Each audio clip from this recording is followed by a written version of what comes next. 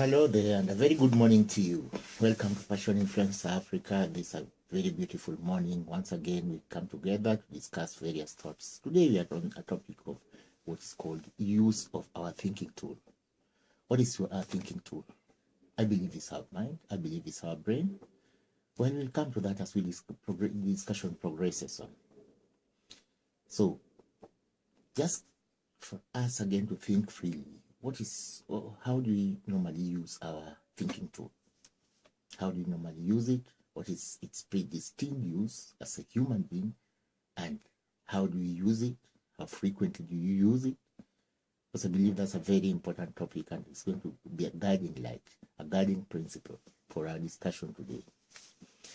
Well, just looking at backwards, we think I just refer you again to earlier discussion of Al Nightingale, who say men simply do not think.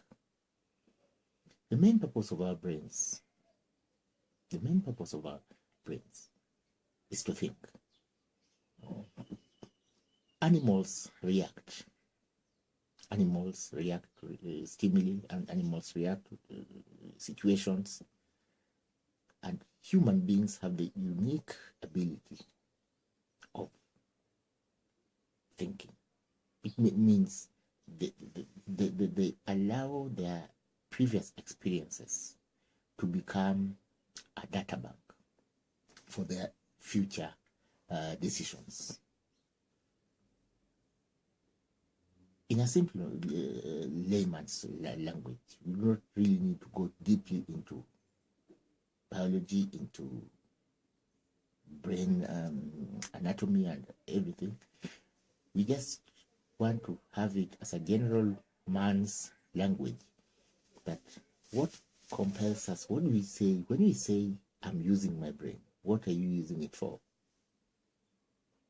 When an animal says I'm using my brain, of course they don't say, but they use it in a linear way, in a straightforward way. They respond to situations which are obvious and immediate. And like you have always seen the deer, it is threatened by a lion and it starts running, and the lion probably gets hit on the road or loses direction or whatever, and the deer forgets and starts eating. And it doesn't realize that because it was a pack of lions, the rest are likely to follow that route, so are likely to get it in the same spot that the neighbors found it. Human beings respond immediately. We will take a time and think of our situation. We'll take time and think of our situation, and then think beyond that and say, what if? And with all that what if, and taking also advantage of the memories, which is the key function of our subconscious mind.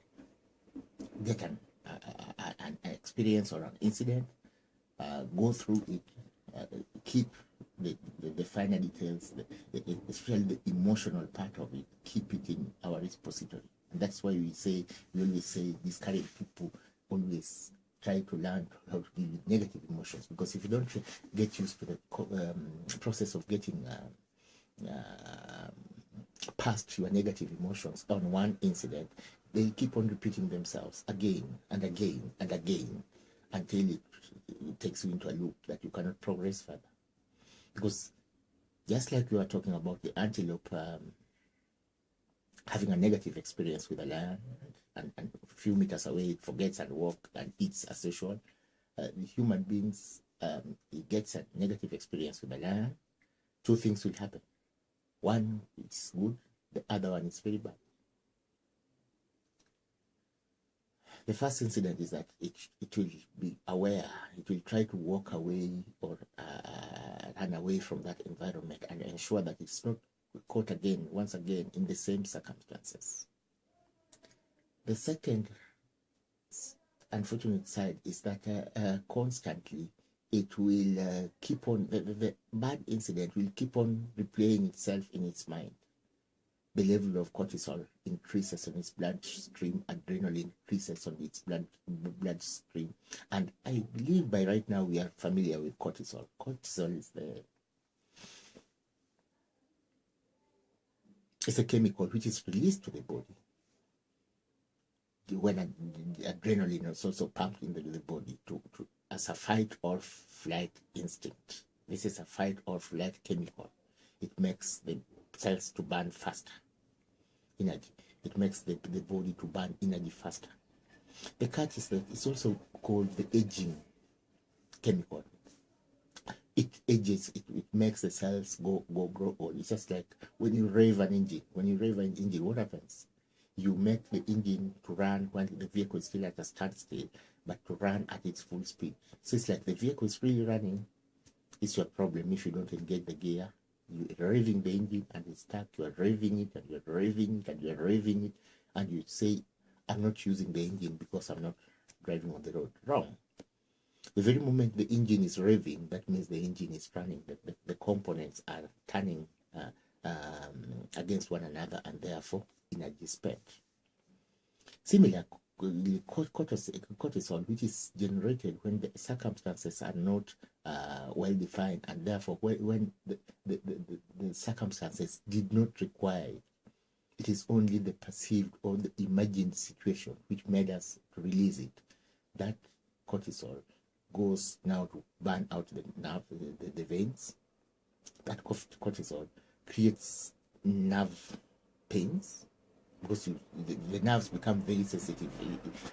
It's almost like there's a fight situation. The situation is such that they should fight, and then they realize that the fight cannot be fought because there's nothing against to fight against. Just like similarly exactly what we were saying about the revving of an engine when the vehicle is not running. The vehicle does not realize, the other parts of the engine does not realize that it's not running. So it releases that energy, and the gears turn, and the engine components turn, and oil is used, and oil lubricating oil is used, and everything. And to all intents and purposes, up on the vehicle, it's a total simulation of vehicle running. So if you're not using it for progress, then what are you using it for? It's the energy still spent. And false alarms on the body is of the same effect. How do we use our brains? We still come back to it. We have realized that we use it by processing thoughts. We have realized that we use it by planning. Those are the best uses that we can whatever. And also by higher, faster processing of information.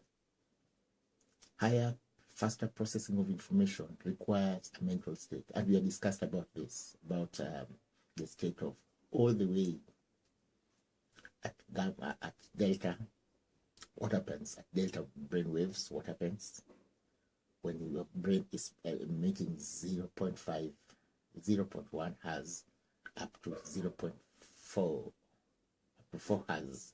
What is the feeling? When it's on theta, what is the feeling? From 4 to 8, what is the feeling? It's on theta and on delta, and on theta, that is when you are almost in a sleep state. On delta, you are actually in a from sleep, almost waking up. On theta, you are on a very low state, where you're just realizing the body and just realizing your state of awareness. Your cognizance is just coming very slowly, because the cognizance comes in full thrust at alpha stage, between 8 to 12 Hertz. So between that, again, at alpha state, you still correct meditative state. You are close, but you are aware of what is happening in the surrounding. You are available, and therefore, and at the same time, you are not part of what is going on. You see, anybody who has gone under meditation knows now what happens in that environment. Then you move from 12 to beyond 12, and that is 12 to 15. You are on alpha, beta, and beta will run you all the way from 12 up to 28 and to 30 on the higher side. And because when you are on beta, you are now on rapid thinking. That is the correct vibration, or that is the correct entrainment position. At the same time,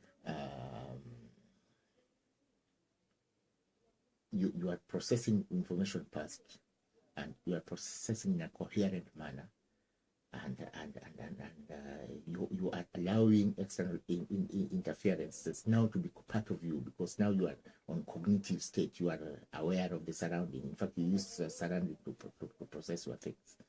And you go in the far extreme of 44 when you are on gamma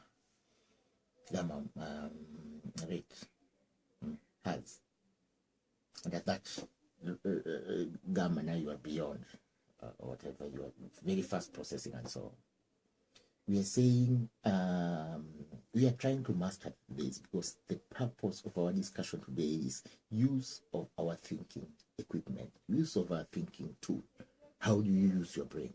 Sounds obvious, but the more we focus on it, the more we realize that there is a better way of using our brains, and the stresses and depressions and insanities that is taking place all over the world right now is not only because of sorry for that again. It's not only because of what we call stressful living. People now, everybody is hiding under the issue of there's so much stress in the world. There's so much stress in the world. Why the stress? The stress is existing because the environment is subjecting us to us, all right, but more so because we have not acclimatized ourselves to learn to control the most important tool that we should learn to control, and that is our brains. We take things for granted. We wake up in the morning and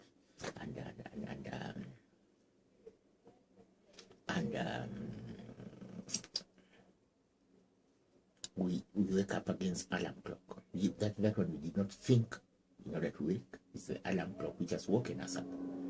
And we go to the bus stop because we know that by going to the bus stop means next we are going to get a vehicle to take us to our places of work, and we're going to work for so many hours, and you'll be given instructions to do, and we do those automated instructions, and at the end of the day we close back and go home.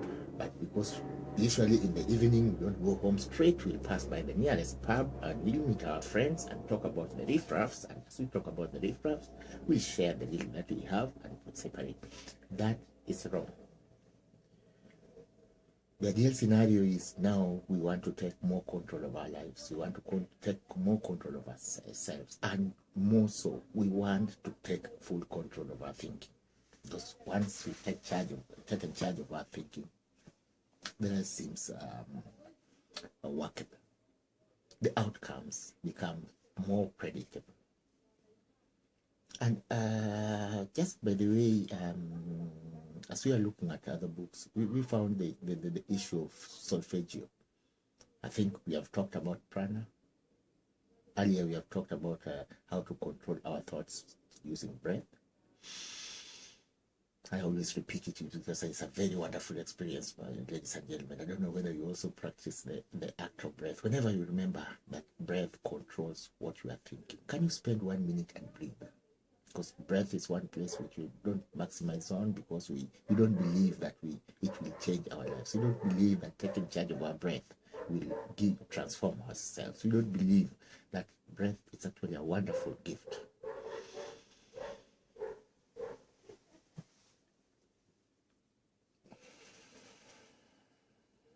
Again,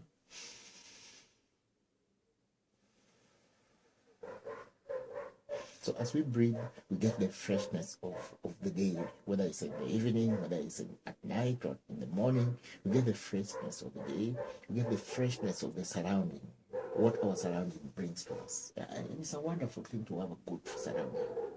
What our surrounding brings to us is a unique gift which you maximize and take advantage of only by mastering the act of breathing. So breath is a wonderful way of doing that. The second instrument that we are talking of is pressure points. Pressure points is something that we are going to discuss in the future. When you hear things of chiropractor, when you hear things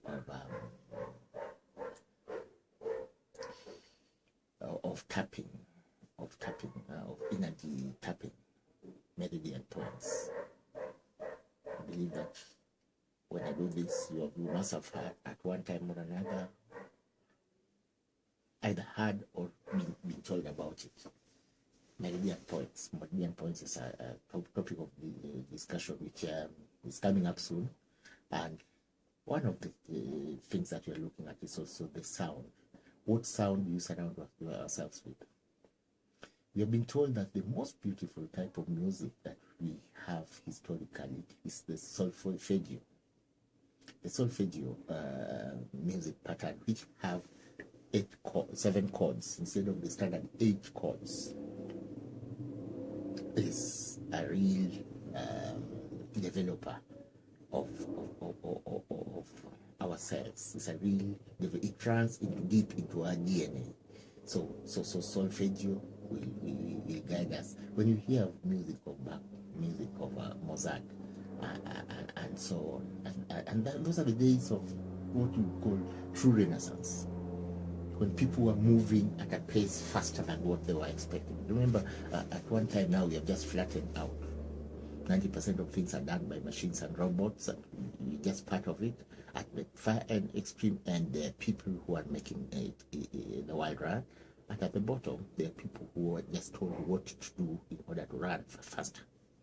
They don't know where they're going to. So we're just looking at the 7 frequencies of solfeggio on the understanding or on the belief that this will give us, our readers, our listeners, an opportunity to dig deeper into that language, into that topic, and understand it more, so that next discussion will lead us into more deeper discussion about solfeggio. And as I said, the solfeggio harmonics have 7 chords instead of 8 chords that we normally use in standard music. Starts with 396 Hz. Under 396 Hz, this is the chord which they call in the books turns grief into joy. 417 cleanses the cells. 528 healing DNA and repair. 528 639 enhances communication. 741 is on self-expression and also cleanses cells.